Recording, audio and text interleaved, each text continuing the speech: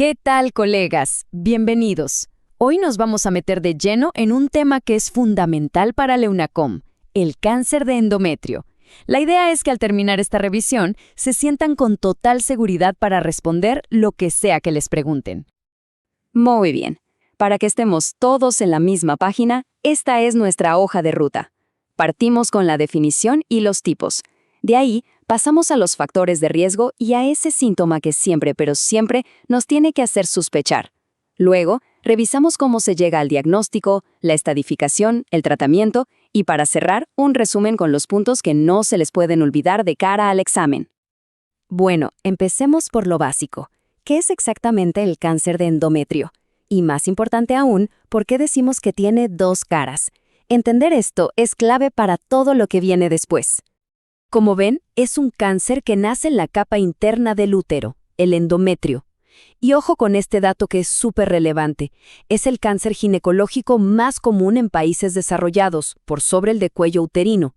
¿Qué nos dice eso para la práctica? Que nuestro índice de sospecha tiene que estar siempre alto. A ver, pongan mucha atención acá porque esta es una de las partes más importantes.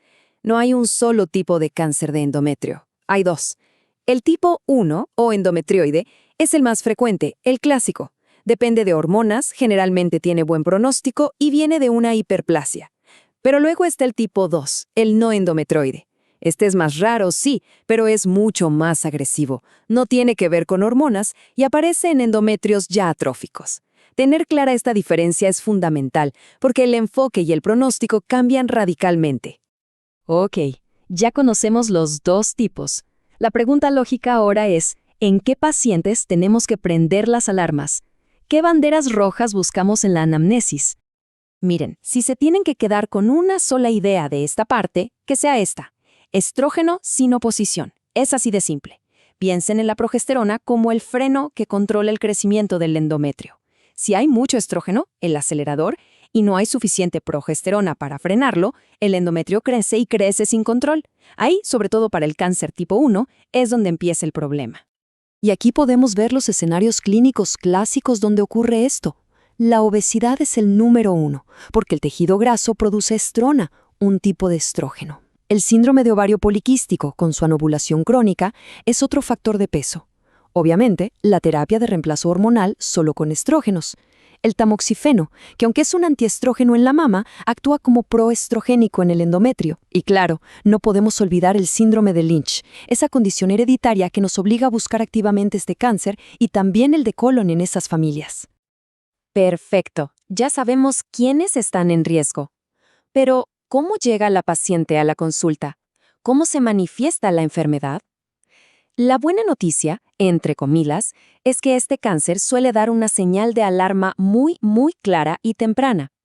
Pensemos como clínicos por un segundo. Estamos en el box. Llega una paciente posmenopáusica. ¿Qué síntoma, qué relato nos hace pensar inmediatamente tengo que descartar un cáncer de endometrio? Exacto, sangrado uterino anormal. Más del 90% de los casos se presentan así.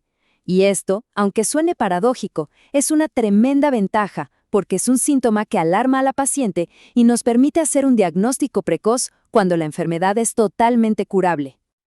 Y aquí viene una frase que es un dogma, un mantra que tienen que tatuarse en la memoria. Todo sangrado posmenopáusico es un cáncer de endometrio hasta que se demuestre lo contrario. No es una exageración, es la regla de oro. No hay excusas, a esa paciente hay que estudiarla sí o sí.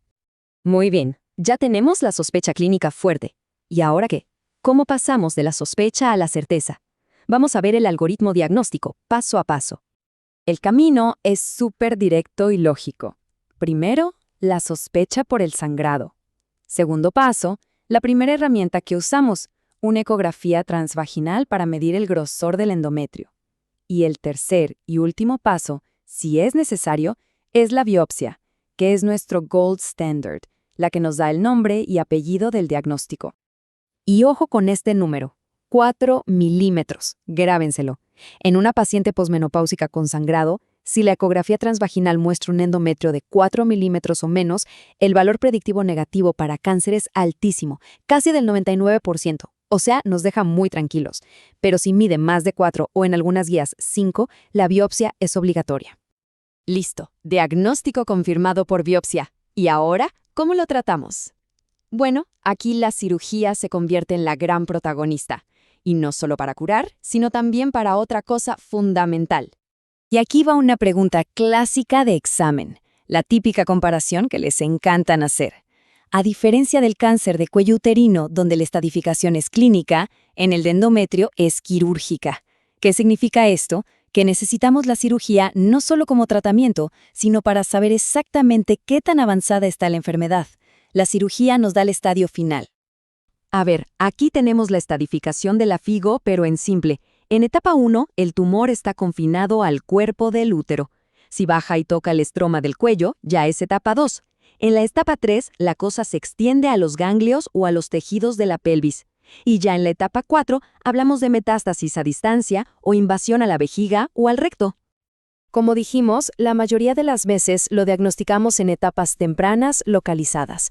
Para esos casos, el tratamiento estándar es la histerectomía total, o sea, sacar el útero completo, junto con la salpingoforectomía bilateral, que es sacar ambas trompas y ovarios.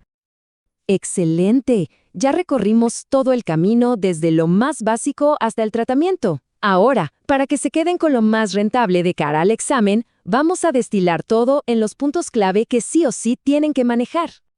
Miren, esta diapositiva es su mejor resumen. Si dominan esto, están listos. A ver, factor de riesgo número 1, estrógeno-sino-posición.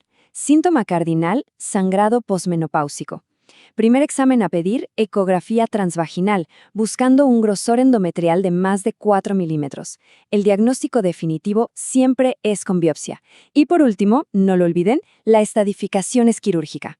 Con estos 5 puntos claros, pueden enfrentar cualquier pregunta de cáncer de endometrio. Mucho éxito en el EUNACOM.